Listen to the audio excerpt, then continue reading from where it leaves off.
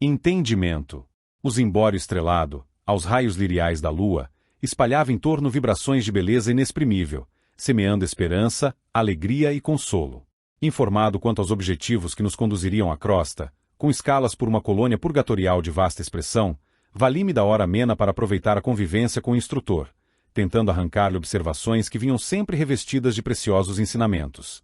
É admirável pensar, aventurei respeitosamente, que se formam verdadeiras expedições em nossa esfera para atender a simples caso de obsessão. Os homens encarnados, redarguiu o orientador com certa vacuidade no olhar, qual se trouxesse a alma presa a imagens fugidias do pretérito, não suspeitam a extensão dos cuidados que despertam em nossos círculos de ação. Somos todos, eles e nós, corações imantados uns aos outros, na forja de benditas experiências. No romance evolutivo e redentor da humanidade, cada espírito possui capítulo especial. Ternos e ríspidos laços de amor e ódio, simpatia e repulsão, acorrentam-nos reciprocamente. As almas corporificadas na crosta guardam-se em passageiro sono, com esquecimento temporário quanto às atividades pregressas. Banham-se no estígio dos antigos, cujas águas lhes facultam, durante certo tempo, valiosa segurança para retorno a oportunidades de elevação. Todavia, enquanto se mergulham em ouvido benéfico, demoramo-nos por nossa vez, em abençoada vigília. Os perigos que nos ameaçam os entes amados de agora ou de épocas que o tempo consumiu, desde muito, não nos deixam impassíveis. Os homens não se acham sozinhos na estreita senda de provas salutares em que se confinam. A responsabilidade pelo aperfeiçoamento do mundo compete-nos a todos.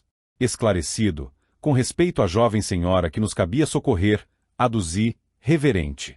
A enferma, a cuja assistência fomos admitidos, está por exemplo em vosso passado espiritual. Sim, confirmou Gúbio, humilde, aliás não fui designado. Para servir no caso de Margarida, a doente que nos compele a breve expedição do momento, apenas porque houvesse sido minha filha em eras recuadas. Em cada problema de socorro, é imprescindível considerar as várias partes em jogo. Em virtude do enigma de obsessão que nos propomos resolver, somos levados a buscar todas as personalidades que compõem o quadro de serviço. Perseguidores e perseguidos entrelaçam-se, em cada processo de auxílio, em grande expressão numérica. Cada espírito é um elo importante em extensa região da corrente humana. Quanto mais crescemos em conhecimentos e aptidões, amor e autoridade, maior é o âmbito de nossas ligações na esfera geral. Almas existem que se veem sob o interesse de milhões de outras almas. Enquanto os movimentos da vida se estendem, harmoniosos, sob os ascendentes do bem, as dificuldades não chegam a surgir. Contudo, quando a perturbação se estabelece, não é fácil desfazer obstáculos porque, em tais circunstâncias é indispensável procedamos com absoluta imparcialidade dando a cada um quanto lhe caiba. O homem terrestre, mormente nos dias tormentosos, costuma ver somente o seu lado, mas, acima da justiça comum, propriamente considerada, outros tribunais mais altos funcionam. Em razão disso, todos os casos de desarmonia espiritual na Terra movem aqui extensa rede de servidores que passam a tratá-los, sem inclinações pessoais, em bases do amor que Jesus exemplificou e, nessas ocasiões, preparamo-nos a satisfazer todos os imperativos de trabalho salvacionista que a tarefa nos imponha ou proporcione, dentro das atividades que lhe são conexas. A essa altura da instrutiva conversação, chegamos a gracioso templo. Nesse doce recanto consagrado à materialização de entidades sublimes, a luz suave da noite calma como que se fazia mais bela. As vibrações constantes das preces, aí emitidas por vários séculos, tinham criado em torno da edificação prodigioso clima de encantamento. Melodia celeste derramava-se à surdina e as flores delicadas do átrio pareciam corresponder aos sons cristalinos, variando no brilho e na cor, quase que imperceptivelmente. Eu trazia o coração opresso, como se a felicidade das últimas horas, em que ouvirá tão confortadoras e tão graves reflexões atinentes à extensão do mundo da vida, me aproximasse insignificância pessoal da grandeza divina, e lágrimas tranquilas inundaram-me o rosto. O instrutor tomou-nos à frente, juntos, penetramos o jardim que circundava o aprazível santuário. Alguns irmãos adiantaram-se, acolhedores. Um deles, o instrutor Gama, que se encarregava dos serviços da casa, abraçou-nos e disse com bondade: chegam no momento preciso. Os doadores de fluidos sublimados encontram-se a postos e a outra comissão já veio. Entramos sem detença. Soube, de imediato, que outro grupo, constituído, aliás, por duas irmãs, ali se achava com o objetivo de receber instruções de serviço para esferas mais baixas. Cariciosa claridade azul brilhante banhava o largo recinto, adornado de flores níveas, semelhantes aos lírios que conhecemos na terra. Não houve tempo para conversações prévias. Em seguida, saudações ligeiras e cordiais, foi composto conjunto de oração.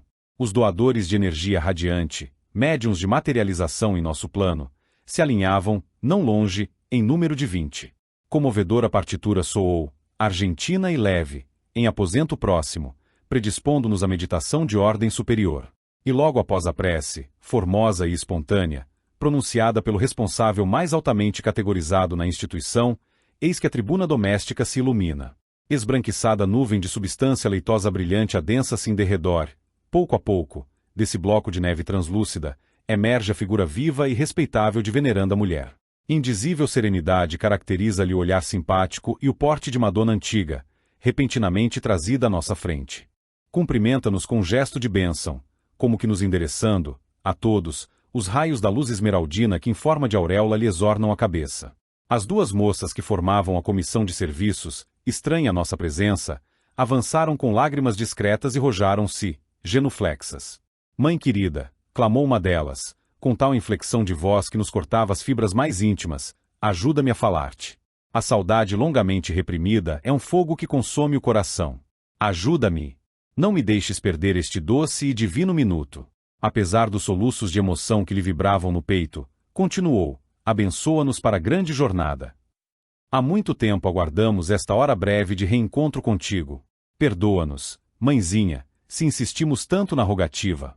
Contudo, sem tua proteção amorosa, como vencer nos turbilhões do abismo? Desejando talvez justificar-se, ante os olhos maternos, acrescentava em pranto. De conformidade com as tuas amadas recomendações, além de nossas tarefas habituais na zona de serviço em que a tua bondade nos situou, temos velado pelo paizinho, mergulhado nas sombras. Todavia, há 6 anos buscamo-lo embalde. Escapa-nos a influência renovadora e se comprais na companhia de entidades que, por onde passam, vampirizam as criaturas. Não nos recebe a atuação carinhosa, senão em forma de pensamentos vagos, de que se desvencilha facilmente, e, se multiplicamos providências salvacionistas, procede como louco. Gesticula a esmo, colérico e irritado, grita blasfêmias e solicita o concurso de seres viciados, a cujas radiações escuras se entrelaça, impelindo-nos a sugestões e a presença. Prefere o contato de entidades ignorantes e infelizes, detestando-nos a ternura. Nesse ponto, crise mais intensa de emotividade impediu-lhe continuar. A nobre senhora que descera da tribuna, erguendo as filhas e acolhendo-as nos braços, exclamou com acento consolador na voz sem lágrimas, não obstante a visível melancolia. Filhas amadas, o sol combate a treva todos os dias. Batalhemos contra o mal, incessantemente, até a vitória. Não se suponham sozinhas no conflito doloroso. Desculpemos o papai, infinitamente, e colaboremos por restituí-lo à terra firme da luz. Se o Cristo trabalha por nós, desde o princípio dos séculos, sem que lhe possamos compreender a amplitude dos sacrifícios, que dizer das nossas obrigações de amparo e tolerância, uns para com os outros? Cláudio se fez para sempre credor da nossa estima e gratidão, apesar do pavoroso crime oculto que Nolo arrebatou às profundezas. Envenenou um parente para conseguir a riqueza material que nos ofereceu educação e conforto na esfera carnal.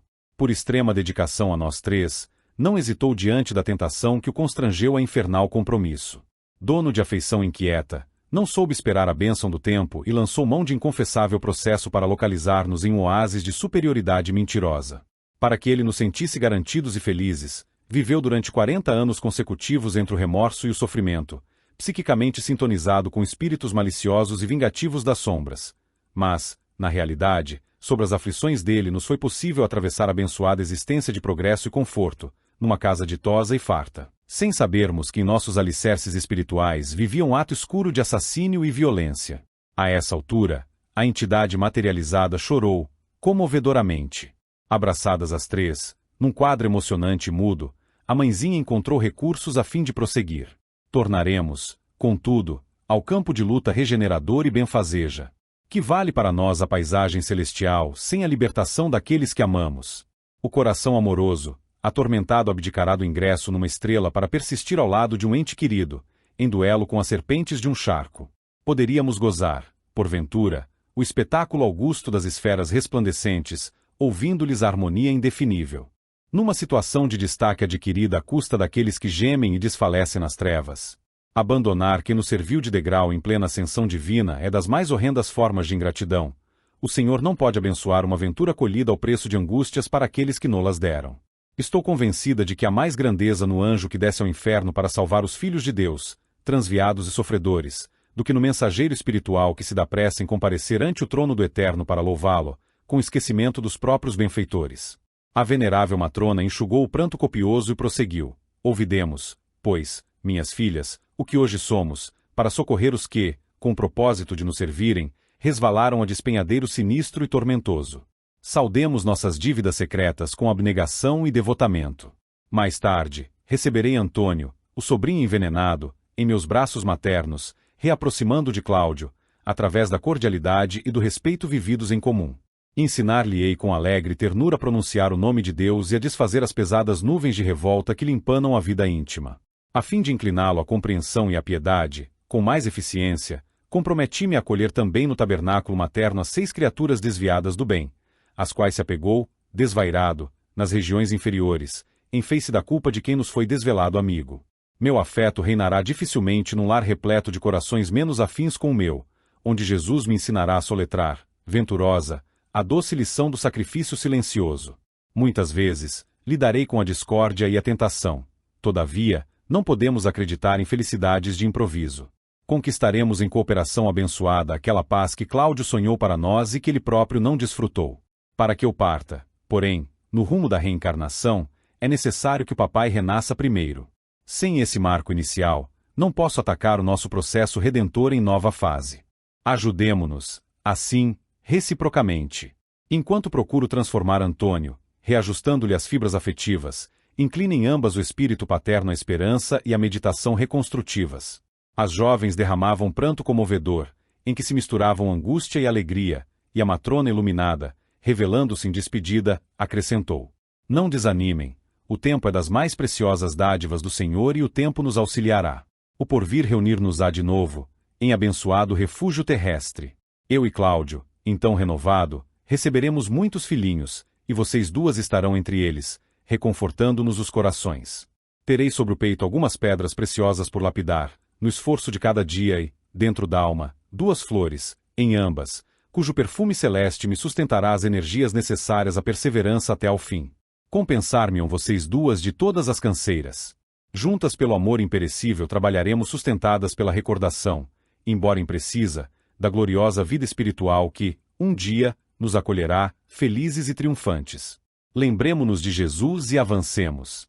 Silenciou a emissária, e as moças, provavelmente avisadas de que o tempo permanecia esgotado, abraçaram-na de encontro ao coração. Sedentas de carinho, a mãezinha beijou-as, enternecida, e, após saudar-nos cordialmente, tornou à tribuna, em cujo topo desapareceu ao nosso olhar, numa onda de neblina evanescente. Entreolhamo-nos em lágrimas, como quem tivera permissão de repousar a mente em branda melodia. As irmãs retomaram o lugar que ocupavam e música balsâmica se fez ouvir, renovando-nos o ambiente, obedecendo certo, ao intuito de modificar-nos o campo vibracional. Ponderando na incomensurável bondade do Pai, recordei os laços afetivos que me ligavam ao pretérito e observei, mais uma vez, que todas as medidas do bem são planejadas e pacientemente executadas pelos que se angelizam nas virtudes do céu, lastimando intimamente as oportunidades perdidas noutro tempo, quando verdadeiro entendimento da vida me não felicitava o espírito. Ainda não voltará a mim mesmo da salutar divagação, quando outro lençol de alva substância, coroada de tons dourados, se fez visível no alto. Em breves instantes, revestida de luz, outra mensageira surgia na tribuna. Dos olhos irradiava doce magnetismo santificante. Trajava um peplo estruturado em fina gaze azul radiosa e desceu, ereta e digna, fitando-nos suavemente, à procura de alguém, com interesse particular. O instrutor ergueu-se, reverente, e caminhou na direção dela, qual discípulo submisso. A recém-chegada pronunciou frases de paz, sem afetação, e endereçou-lhe a palavra, em tom de infinita ternura: irmão Gúbio, agradeço-te o concurso dadivoso. Creio haver chegado, efetivamente, o instante de aceitar-te ajuda fraterna, em favor da libertação de meu infortunado Gregório. Espero, há séculos, pela renovação e penitência dele. Impressionado pelos imensos recursos do poder, no passado distante, cometeu hediondos crimes da inteligência. Internado em perigosa organização de transviados morais, especializou-se, depois da morte, em oprimir ignorantes e infelizes. Pelo endurecimento do coração, conquistou a confiança de gênios cruéis, desempenhando presentemente a detestável função de grande sacerdote em mistérios escuros. Chefia condenável falange de centenas de outros espíritos desditosos, cristalizados no mal, e que lhe obedecem com deplorável cegueira e quase absoluta fidelidade. Agravou o passivo de suas dívidas clamorosas, trazidas da insânia terrestre, e vem sendo instrumento infeliz nas mãos de inimigos do bem, poderosos e ingratos. Há 50 anos, porém, já consigo aproximar-me dele, mentalmente. Recalcitrante e duro, a princípio, Gregório agora experimenta algum tédio, o que constitui uma bênção nos corações infiéis ao Senhor.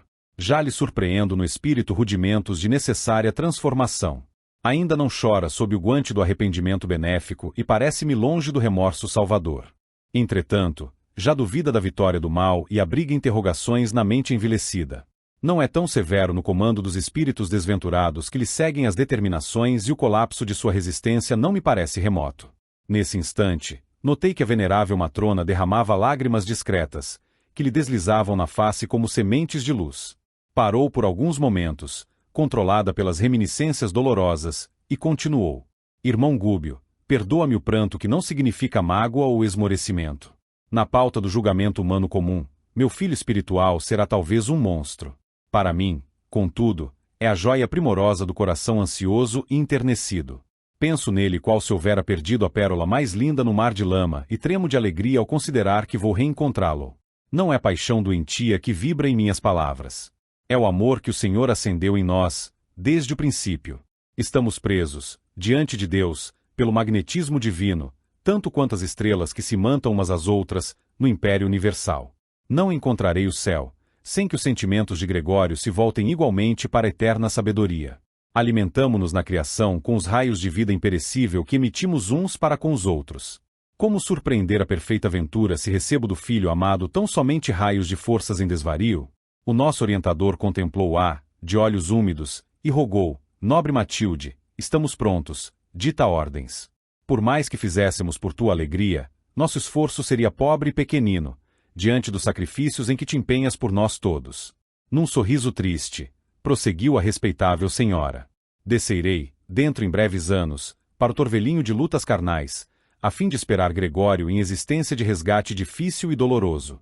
Educá-lo-ei sob os princípios superiores que regem a vida. Crescerá sob minha inspiração imediata e receberá a prova perigosa e aflitiva da riqueza material. É de nosso plano que ele acolha, no curso do tempo, em labor gradativo, a extensa legião de servidores viciados que hoje o seguem e a ele obedecem, a fim de encaminhá-los, tanto os possivelmente encarnados quanto os desencarnados, através do carreiro de santificação pela disciplina benéfica em construtivo suor, padecerá calúnias e vilipêndios. Será muita vez humilhado à face dos homens. Triunfará nos bens efêmeros e nas honrarias mentirosas. Receberá, no desdobramento da tarefa salvadora, tentações de toda espécie que lhe serão desfechadas pela colônia de ignorância, perversidade e delinquência que atualmente se filia, e conhecerá, depois de experiências inquietantes, a deserção dos falsos amigos, o abandono, a miséria, a enfermidade, a velhice e a solidão. Apegar-se-á profundamente ao meu carinho, na infância, na mocidade e na madureza. Entretanto, na colheita de provações mais duras, tê-lo-ei precedido na viagem do túmulo, nessa época. Porém, que presinto de tão longe, meu coração materno, embora na esfera espiritual, encoraja-lo-á, passo a passo, na direção do esperado triunfo. Nas amarguras e desilusões que o ajudarão a reestruturar e aperfeiçoar os poderes da mente, minha voz de amor eterno será por ele registrada com mais precisão. Até lá, porém, Gúbio, compete-me trabalhar muito e sem desânimo, com incessante aproveitamento das horas. Moverei as cordas da intercessão sublime, mobilizarei meus amigos, rogarei a Jesus fortaleza e serenidade. Iniciaremos a liberação com o teu abnegado concurso na zona abismal.